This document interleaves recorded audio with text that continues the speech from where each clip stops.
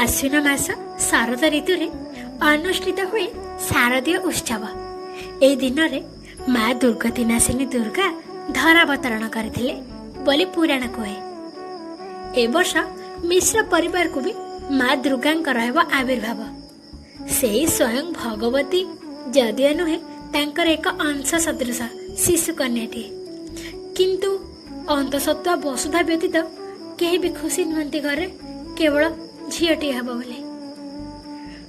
ताको मारिबा पाई परिवार चक्रांत षड़यंत्र व्यूह रचनार आभास पाई वसुधा ता जीवन मोह छाड़ी सांसारिक माया तुटे ता गर्भस्थ कुनी दुर्गा मां को दुनिया को आनिबार प्रयास रे घर छाड़ी चली आसला। से दिन सूर्य पूर्व दिगरु पश्चिमाचल आकाश रे विद्यमान। बेल बुड़ी सांज हेलानी।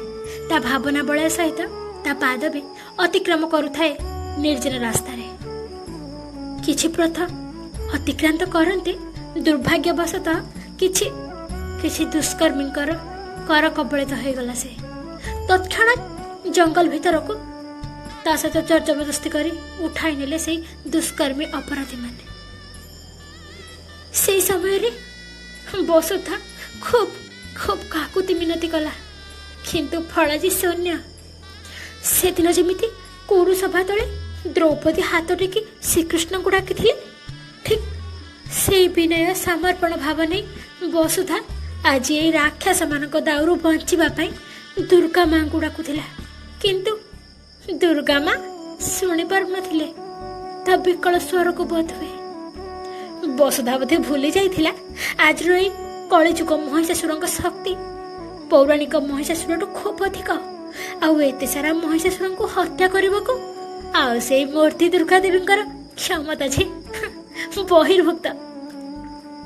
ए जौन पिपासुंक शक्ति जेमिति महिषासुर ठू ढेर अधिक, सेमिति मां को शक्ति भी खूब ह्रास हो जाइछे। निरीहा वसुधा सेमिति इतस्तत होई धाई थाए दिगहरा पथिक परी दुष्कर्मी मानक दाउरु रक्षा पाइबाकू, किंतु शेषरे जेमिति कृष्णसार मृग धाई धाई क्लांत होई शिकारीर शिकार पलटि जाए, ठीक से अनुरूप अवस्था एबे वसुधार। केमिति के जानी ठीक एतिकी बेलको सरनिकट छकरु सुबिला माँ दुर्गांकर आळती गीतर मूर्छना।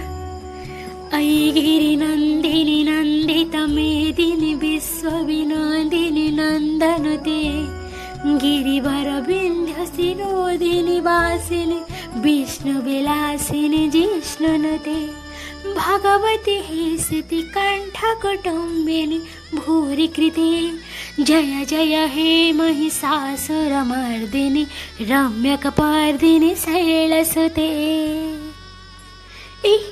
ए जीवंतमय गीतार आरती शुणी वसुधा भितर आसी सारी थाए लक्ष्य हाथीर बल। सते जेमिति माँ विश्वरूपा विश्व विनोदिनी सहरर पूजा मंडप को छाड़ी आविर्भूत होइथिले जंगलर से पिशाच मानक विनाश करबा पई। प्रत्येक नारी मांकर अंश। नारीर प्रत्येक रूप रे ही दुर्गा मांकर आविर्भाव।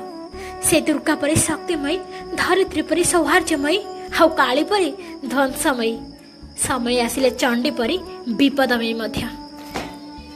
समस्तଙ୍କୁ विजय दशमी उपलक्षे हार्दिक शुभेच्छा और शुभकामना। So story created and represented by सौभाग्यलक्ष्मी परिमाणिक।